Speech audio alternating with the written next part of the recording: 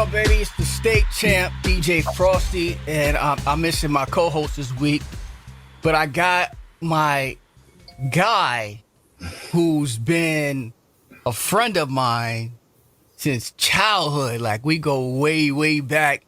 And I had to get him on here because, you know, this is Blazers and Boxers. This is the first guy I thought of when I came up with the name for the podcast, because, you know, we talk about fashion, you know what I'm saying? I usually have Malik, you know, intro it with the what he's got on, with, you know, what he's wearing. Because he's always slick. Always. Yeah. Mr. Wayne Woodbury.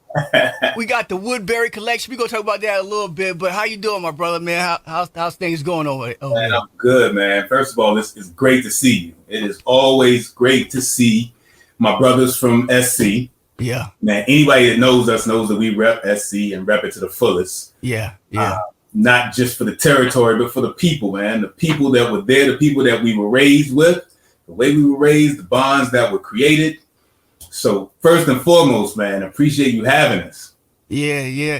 You know, growing up, man, it was like we was never on the same team, you know what I'm saying? It was we was always competitors, but always good friends, you know what I'm saying? Yeah, absolutely. Yeah, man. You know, so you in Charlotte now, right? Well, I'm in Charlotte. You in Charlotte? Yeah.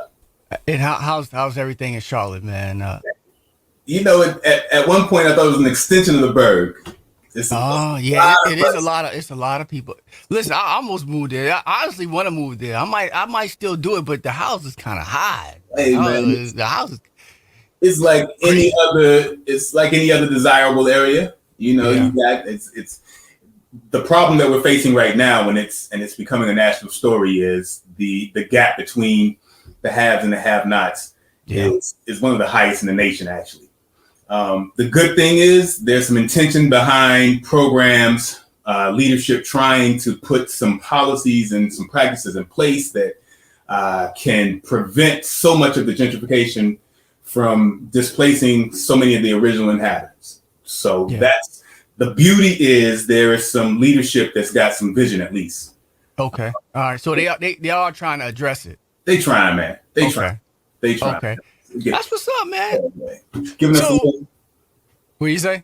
Giving us a little more than lip service. Yeah, man. Got to, man, because I mean it's a housing crisis, and I know it's one. It got to be one in Charlotte. It was definitely in Columbia and all these different places. A lot of people from up north moved down south too. That's right. That's been part of the issue, man. That's been part of the issue. Yeah, they got wind of the very favorable cost of living. We've been screaming it for years. Like, what are y'all doing? Y'all paying $4,000 a month for a box. That zip code ain't worth that much. Absolutely. Come down here and get comfortable. That is the only reason I was like, I'm not moving to New York. I'm not doing it. Not happening. Yeah. Not happening. So, you know, when we came up, we was doing sports, and you was very well known in the basketball world, but we also played football together and all this other stuff. How did we get into fashion? How did that happen? Where'd that come from, man? Yeah, where did that come from? I mean, aside from the culture, because you were a huge part of the culture growing up in Orangeburg, man. You know, one of the challenges of growing up in the South was that the cultural touch points came to us slower than they hit other areas. Yeah. So you either had to be connected, you had to know someone, or you just had to have it innately. Thankfully for us, we had a lot of cats around us that just had that innate soul and culture in them, you being one of them, man. So okay, I appreciate that. A part of that culture was the fashion, right? If you remember, man, we was first of all, rest in peace to Rob Phillips. Yeah. My brother was one of the most fashionable cats in our circle during that time. Yeah. Was always on top of that game. But if you remember, man, my pops was always clean. That's true. That's true. That is a fact. That is a fact. And I could say our pops, because our pops were clean. Your pops was always clean too, man. Yeah. But that was the spark. Like, pops always dressing 7 days a week, really. Mm-hmm. Everything was always everything was with intention. Like every piece he had, every shoe, every hat, everything about his dress was with intention, and I picked that up early. And so, just like anything else, I am sure some part of the music industry, your kids are gonna pick up innately because it's what they see. Yep. And they see you putting in the real work too. Yep. That was a part of it. So it became a thing where it wasn't work and it felt good. It felt like it was a part of me. So that was the start. That was the spark. Yeah. So how do we get, first we got the fashion, but how do we get into actually making fashion? Similarly, man, I could never really find what I wanted exactly. If I found something, it was this is close enough to it, right? This shirt is close enough. This jacket is close enough. The way these pants hit is close enough, but it ain't really what I wanted, what I really want. Man, if I'm taking you back to where the designing started for me, man, sort of form meets function. Yeah. When I was in high school, I played ball. Mm-hmm. And I always had small legs. I had Allen Iverson legs, the little ankles, but would jump just like AI, right? But at one point, I realized I want to wear more socks. But if I put on more than 2 pairs of socks, then it's an uncomfortable fit in my shoe, in my basketball shoe. Right. So I started by cutting off the tops of socks and just using those as the fashion part of the sock. And so I would have on 1 or 2 pair of socks, but I might have like 3 or 4 tops of socks on. Wow. And I did that for a while. Then I started sewing the bottoms of them because if I cut them, they got raggities. If you washed them twice, and then they would fray. Yeah. So I started sewing the bottom of those. So I'd have these sleeves essentially, these sock sleeves that I pull up to make my socks long. So that was actually the very beginning of the, hey, let's design something that meets function and fashion. But that's really where it came from, man. Not finding exactly what I wanted, and that would be because of body size. Like most of us have ill-proportioned bodies, and we shouldn't even call it ill-proportioned. Everybody is formed and built differently than what your average size is off the rack.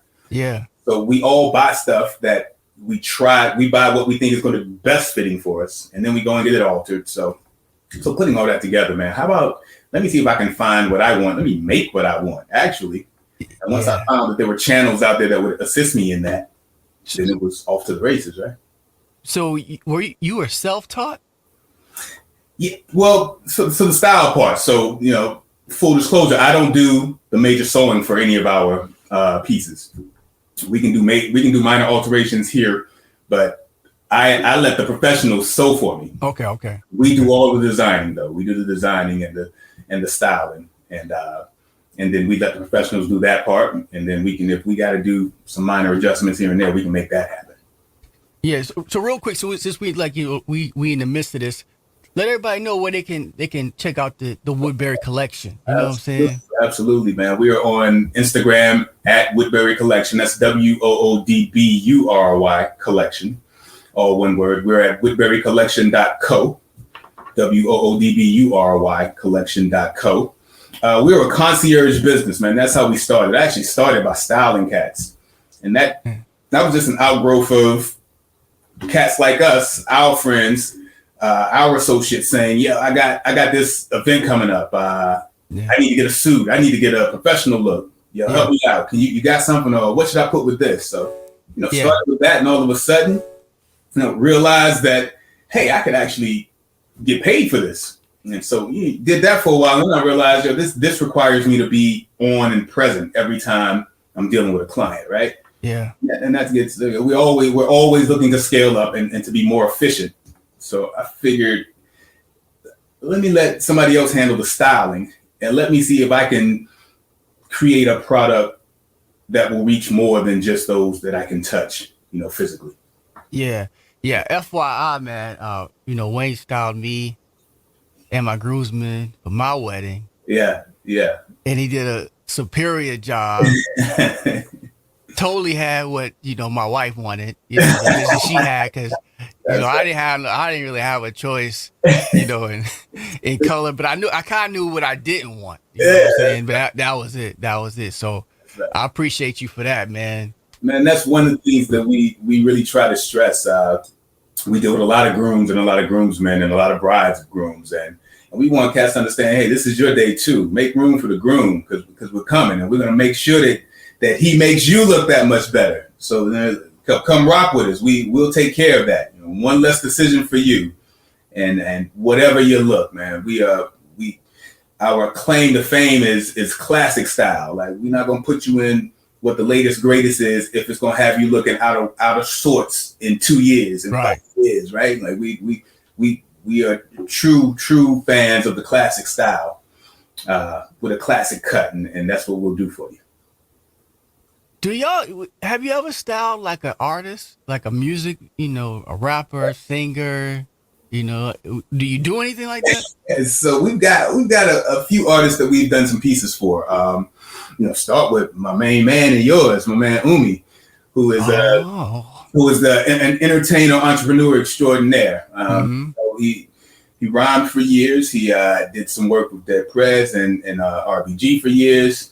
He's an entrepreneur now in business with M1. Shout out to Gifted Brooklyn and the new business ventures that they've got. But we've done some work for another hometown brother, Maurice Lee, who's out in LA doing some things. We've done some work for the comedian Chris Spencer.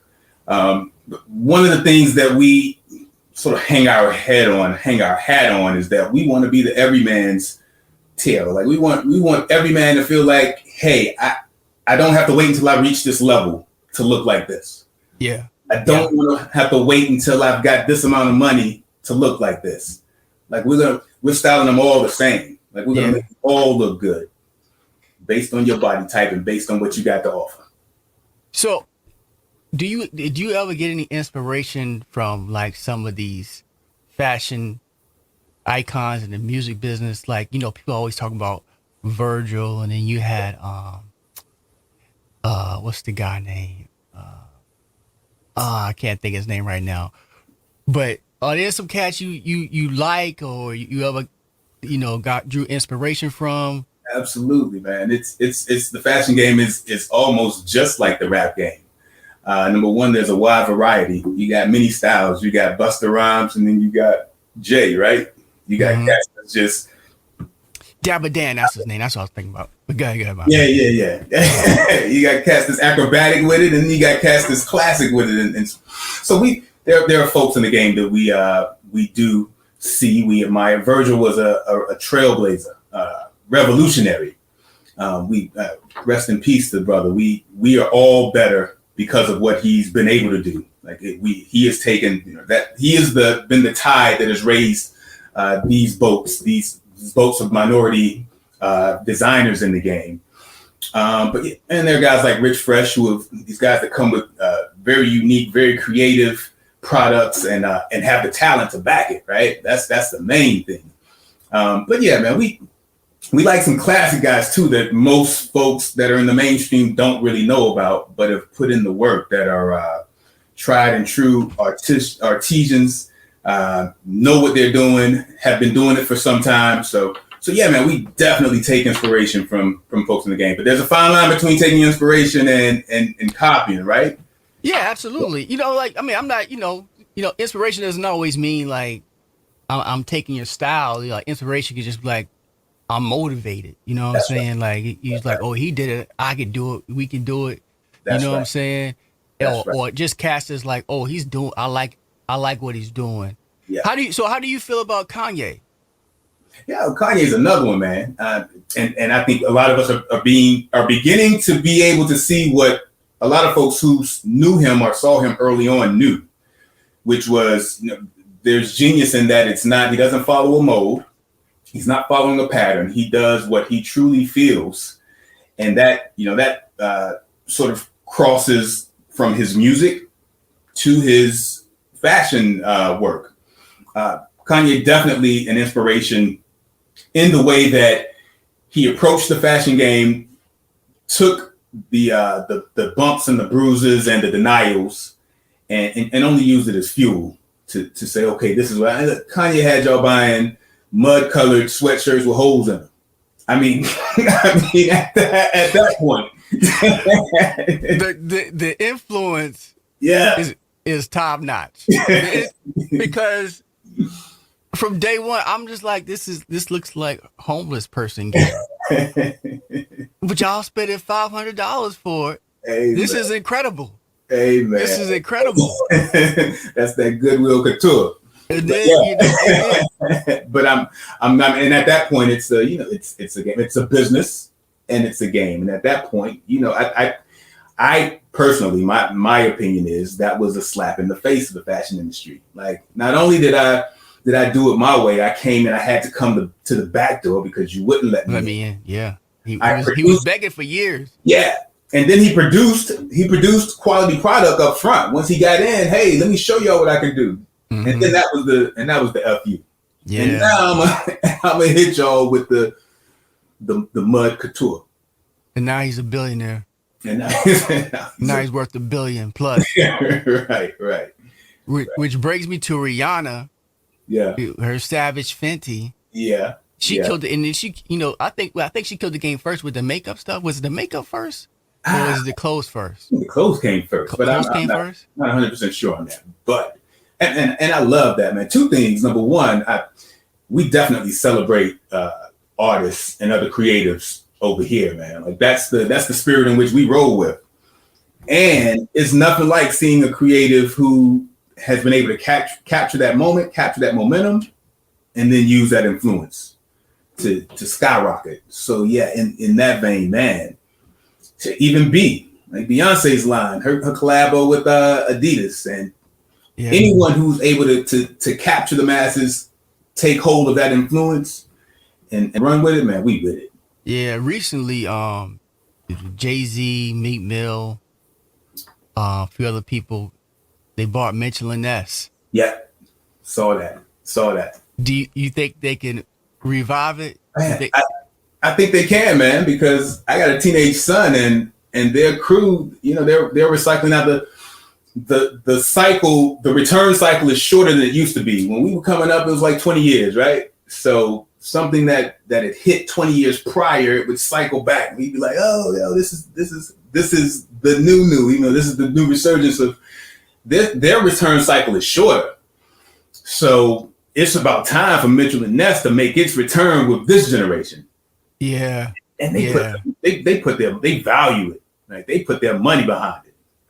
Yeah. Do you catch yourself seeing a lot of 90s trends come back, or the early 2000s? You're like, man, this is this again.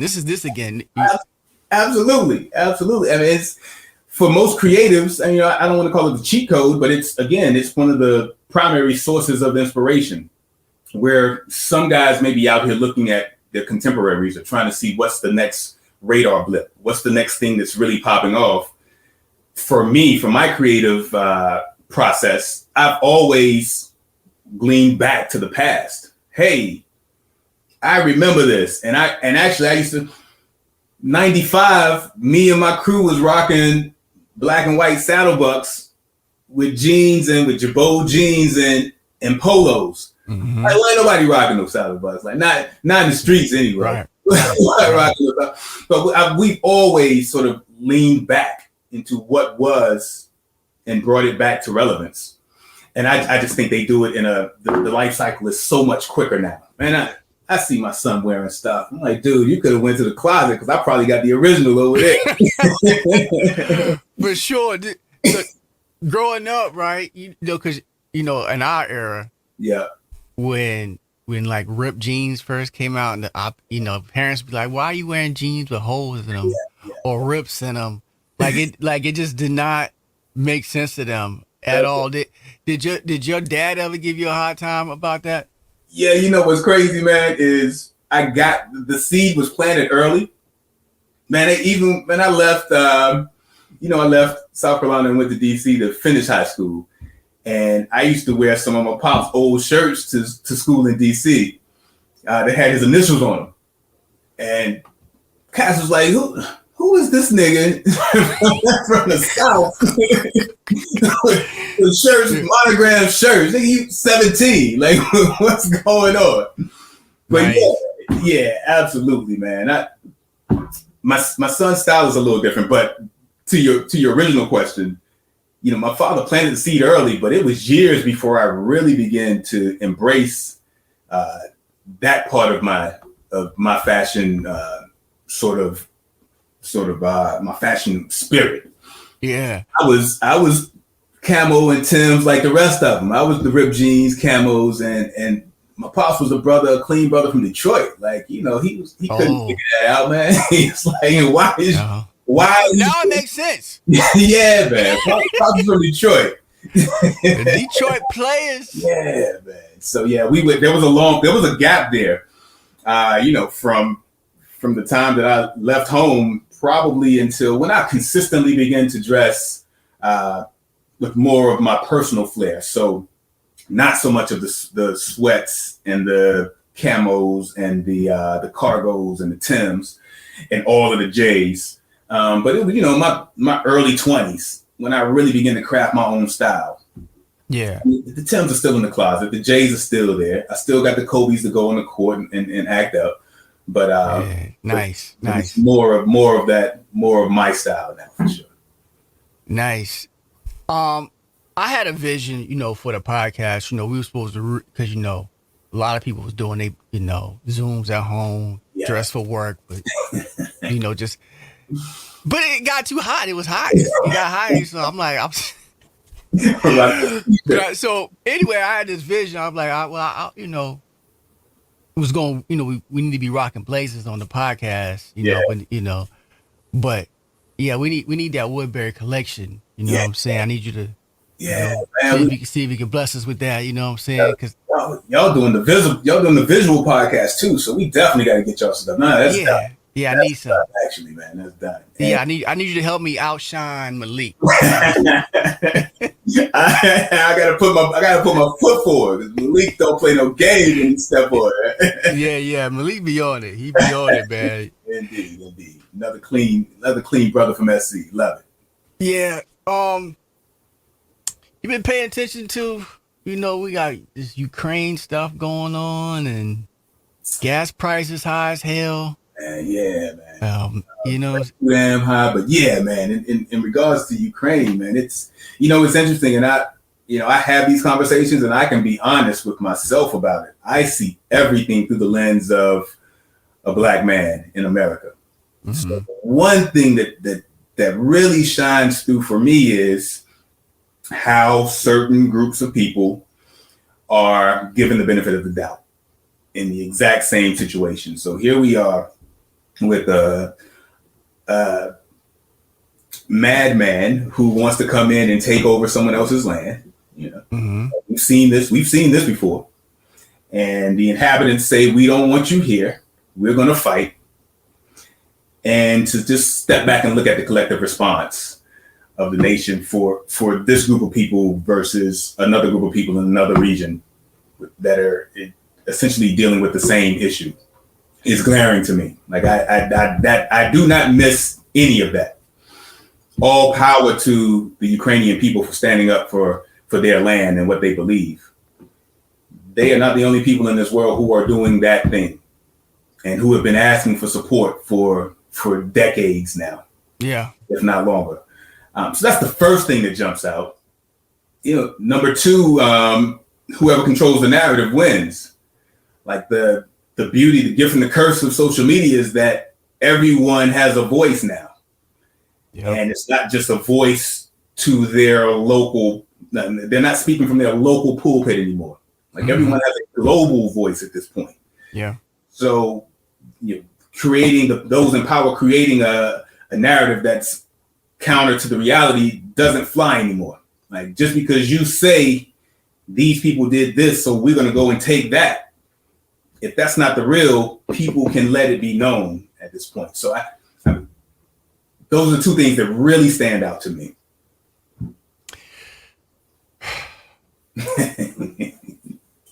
I've been thinking about it because, you know, like Ukraine, they keep saying, listen, man, we go and fight. We're not going to go anywhere, but we can't fight Russia alone. Right. Do you think the U.S. should be involved militarily or any other country? I do not think that anyone should be involved militarily, but it always comes down to money, right? The answer to all your questions is money. Yeah. So yep. Right now the jockeying is for where's the play, where's the profit, right? Like when we know that when the blood flows, there's money in the streets. So I see it less as a geopolitical humanitarian, let's wait and see how this thing works, and more of a let's see where the financial chips fall, and then we'll determine what moves we make, right? Yeah. Yeah. You got Russia and China over here who they in the cut together, quiet as kept. Yep, sure is. The silent investor over there is China on the low. Yep. And so most of these countries are a little hesitant to make any moves because of the finances involved as opposed to the humanitarian effort. Do I think we need to send troops? I do not, man. We come from families that have long lines of brothers and sisters who have sacrificed in the armed forces and oftentimes have not reaped the benefits guaranteed to them. That's a fact. So I'm very hesitant to say, let's go over here to this land where, it's colonialism in real time, in present day, and throw our hat in the mix too. Yeah. So there's a couple things, right? So we know this used to be the Soviet Union. Yeah. Like all of that land over there was until it got broken up after the Cold War, and of course these people, they wanted to remain independent. That's right. Blah blah. So that's one thing. Because I in that sense, I kind of understand a little bit where Putin comes. Like he wants to bring back the Soviet Union. He wants that strength back. Yeah. He wants that strength back. He wants to be an economic power again. Yeah. Yeah. And of course, more land to feed their people because like some places is kind of mountainous and over there in the Ukraine it's kind of like a flatland area. Right. So that's one thing I've been looking at, and then I've also you've been seeing how these videos about the mistreatment of black people not being allowed on the free trains. But so let me get your opinion, because I saw somebody write this, right? Somebody said that they don't be mad at the Ukraine, be mad at the country from which you came, because they're supposed to send to get you, like planes or whatever, to get you out of there. Your own country is supposed to do that. Right. So I was like, Except you ain't no planes coming in, right? Not from Nigeria. So you can't blame the man for not running and you cut off his feet.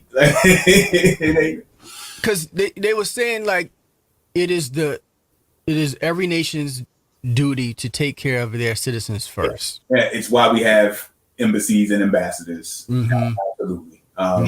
But one of the things that really comes to mind for me too is, we have to take care of we have to take care of us. And to my earlier point, what social media has done is it's opened up the world to us.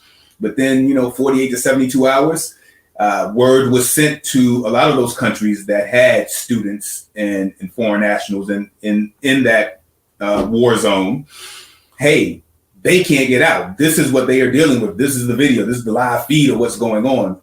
You got to find a way. We got to connect the dots so that we can help get our people out. Because if we're waiting on the Ukrainian or the Polish they're not coming for us first. Mm-mm. We got to go help us.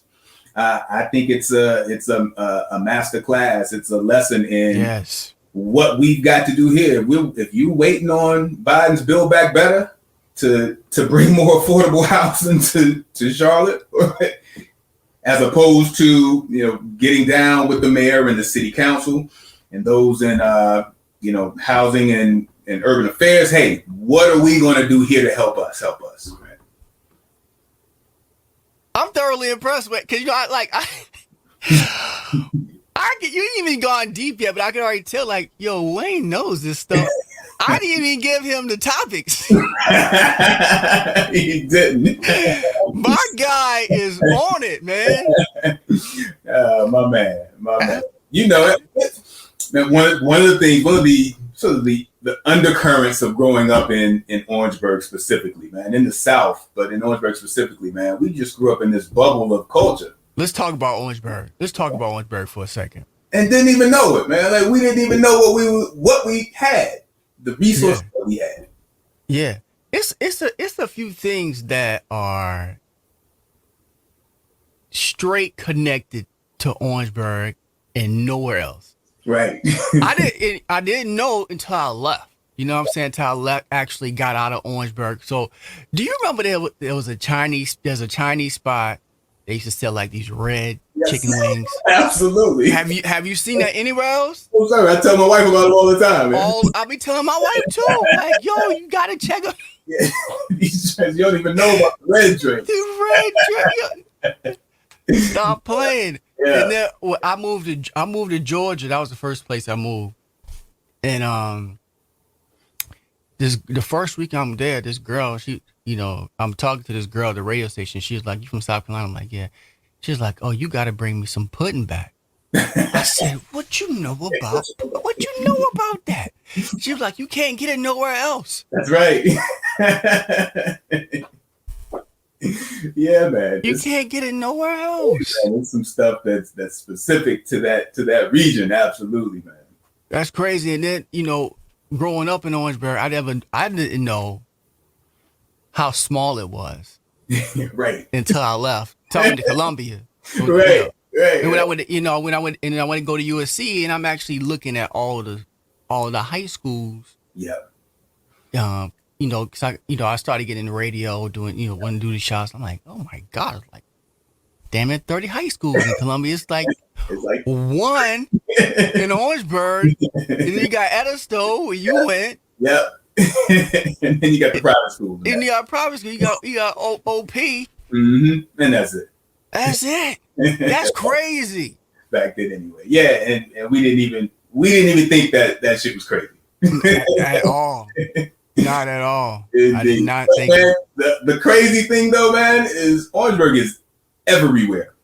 Man, my wife, I can't even tell you how many times my wife has been somewhere and has run into somebody and has called me and said, "Hey, I met one of yours. I met somebody from Orangeburg, man." Yeah. Everywhere. Across the world, literally. Yeah. So what school did you go to? What college? So I went to college in Boston. Massachusetts College of Pharmacy in Boston. Okay. Yeah.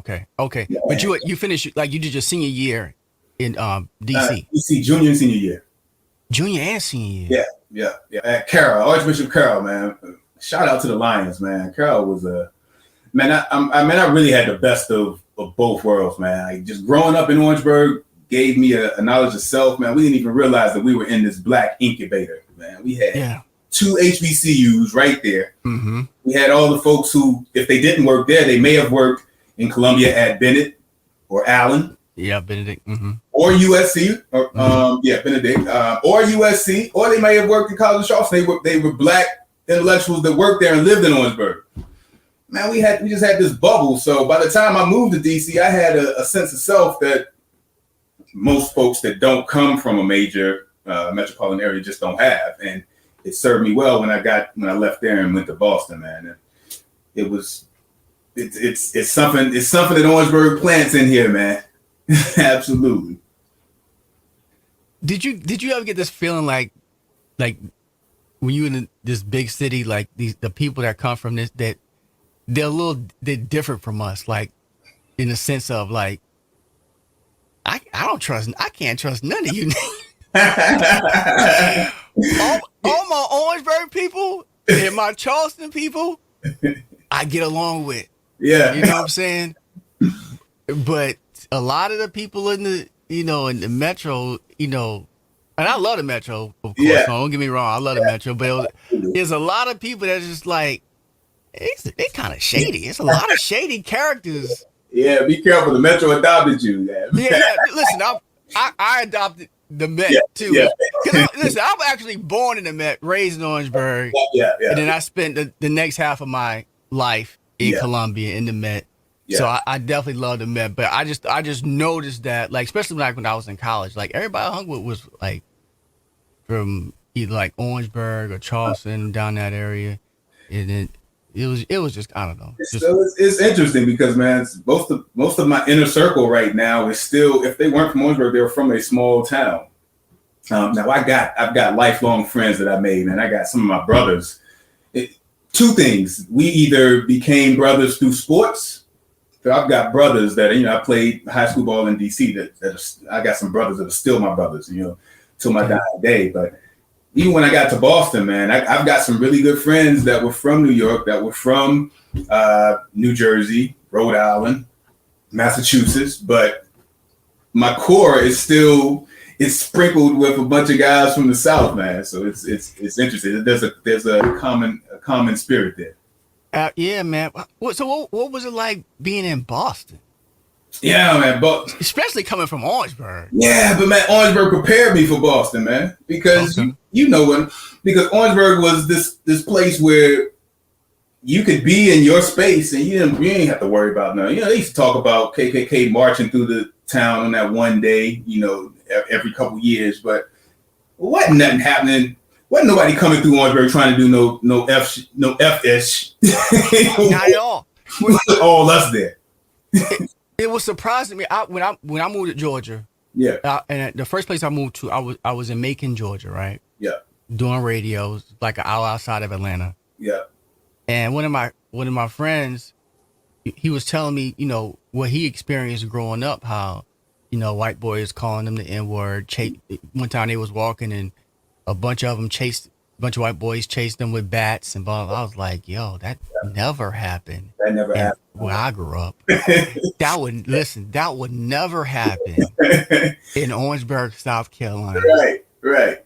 Now the whole city would be ready to ride. They got your back. They got your back. The whole city.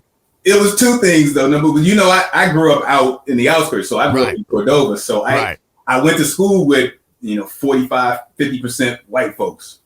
So I got to see some of the antics. Yeah, I didn't see none of that. Yeah, I went to OW. The white people there are cool. You know what I'm saying? Like, they just know better. You know what I'm saying? I mean, we saw some of the antics, but again, there was no, the only riot that happened, we started it during Black History Month. Me and my crew started giving these inflammatory speeches, and we just got the whole school riled up. What?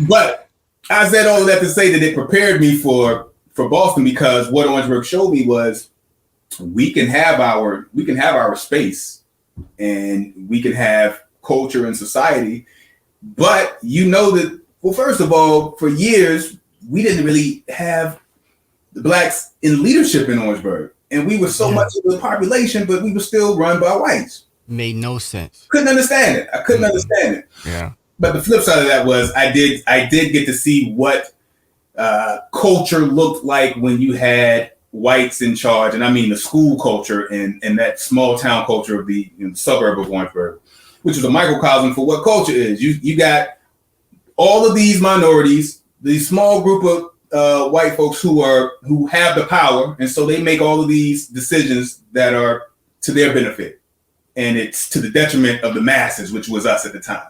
Yeah. And you knew where they stood. Like the white folks that I grew up with out in Cordova, like you knew the ones that rock with you, and you knew the ones that didn't. And I appreciated that. So when I got to Boston, that was what I could recognize immediately. So most folks would be flabbergasted and couldn't understand how someone who they thought was this did that, said that. I was well prepared for that. Yeah. Oh no, I see who you are already. I saw who you were. So when you do that, I'm not surprised. Not only that, but I move accordingly because I know who you are. So yeah. Yeah, well, when I first went to USC, that was a culture shock for me. That's a culture shock for sure. But one thing I learned, why it made me realize why inclusion matter. Yeah.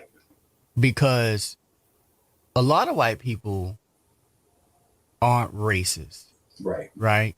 A lot of them really aren't. A lot of them just don't know. No, don't know. They haven't really, they never, maybe at a time, they just, when they were saying some ignorant stuff, they just never had any black friends. They weren't around black people. Yeah. They just don't know. They wasn't taught, you know what I'm saying? And so fast forward, basically, so I get to USC, I'm in University 101, right? Just a bull credit class, you know what I'm saying? But it was interesting because we used to do experiments. And so one day we did a whole class on stereotypes. Okay.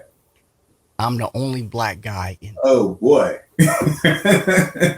It's like maybe 2 or 3 black girls and an Indian. Yeah. It's about a class of like 50 people. Yeah. I mean, that's a whole podcast in itself right there. Like yeah. how we navigate spaces where we are consistently the extreme minority, like not even a minority, the extreme minority. Yeah.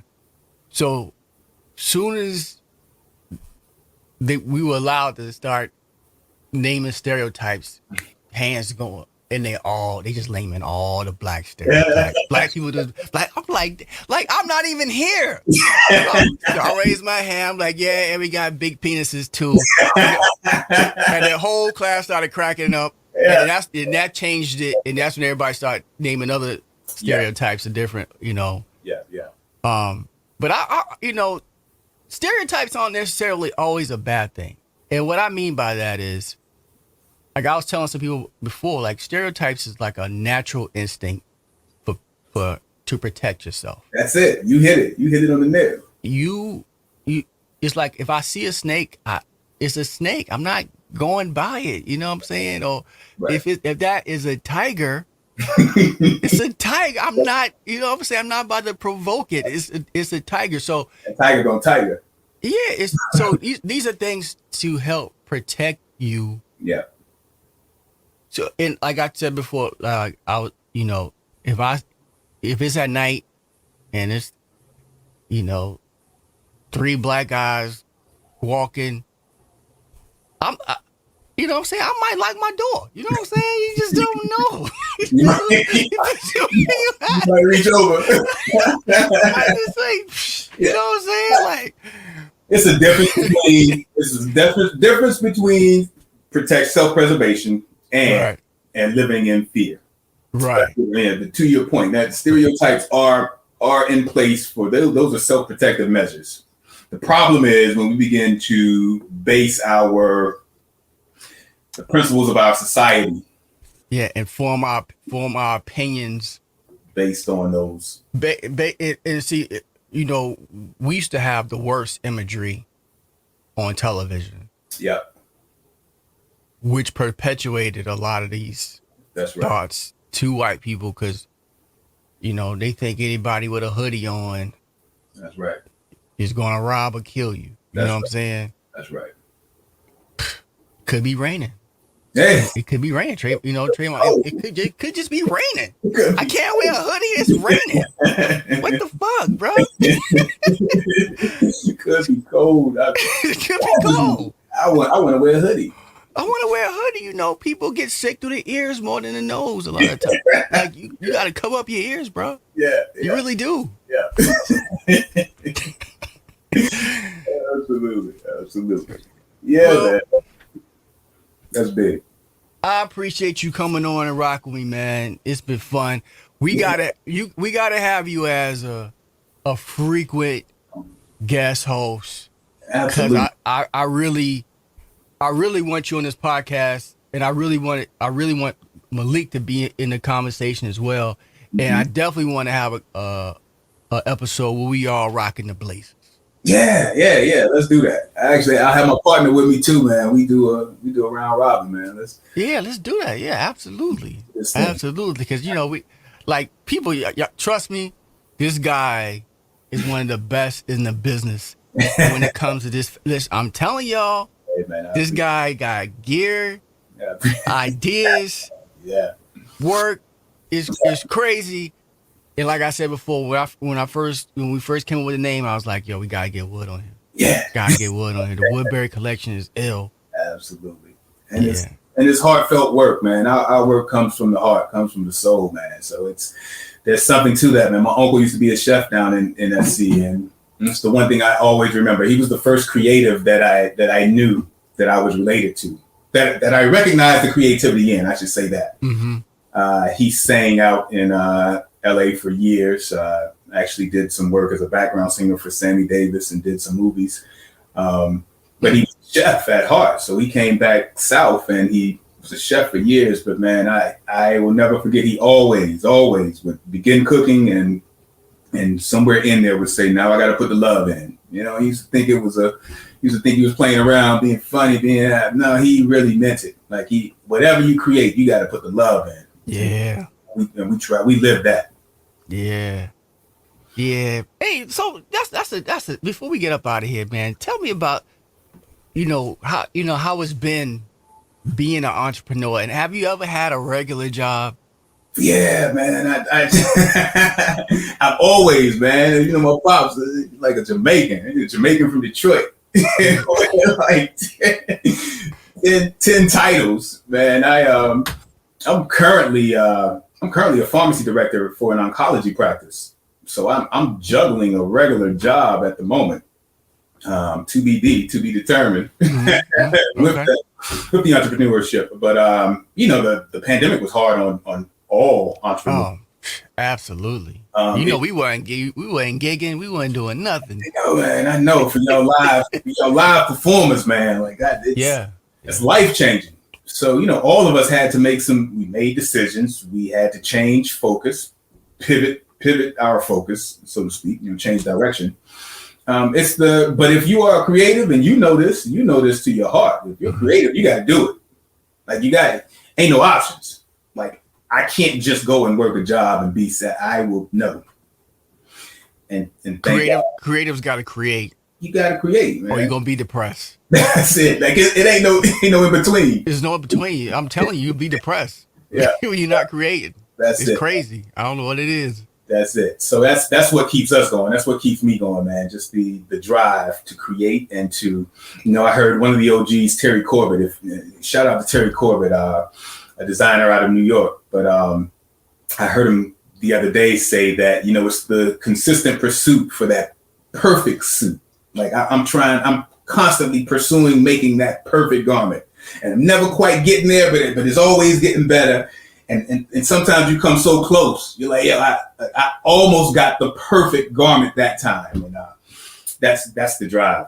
Yeah, I'm going to be reaching out to you a lot because there's a lot of events that I want to put on that's going to require, a certain, that's right, look. You know what I mean? That's right. And, I'm not even going to, try to do it myself. So. I gotta have you. I gotta have you in the pocket. You know what I'm saying? One less decision for you. Yeah. Wayne Woodbury, the Woodbury Collection. Again, get everybody to social media again one more time, man. It is Woodbury Collection, WOODBURY Collection on Instagram. WoodburyCollection.co is the website. WOODBURY Collection.co. Yeah, check us out. We've got some ready-to-wear items like our leisure wear. We do custom shoes. They are handmade shoes out of Spain. I got some shoes from you too. Yeah. We do overcoats, shirts, suits, some leisure wear. We've got some new stuff coming out in the spring. So yeah, check us out. Word, man. Listen, soon as y'all go public, I'm investing. Indeed. We want hometown from the ground up. I'm definitely invested, man. I appreciate you, Ray. Yeah, man. Love you, brother. I love you too, bro. All right. Peace.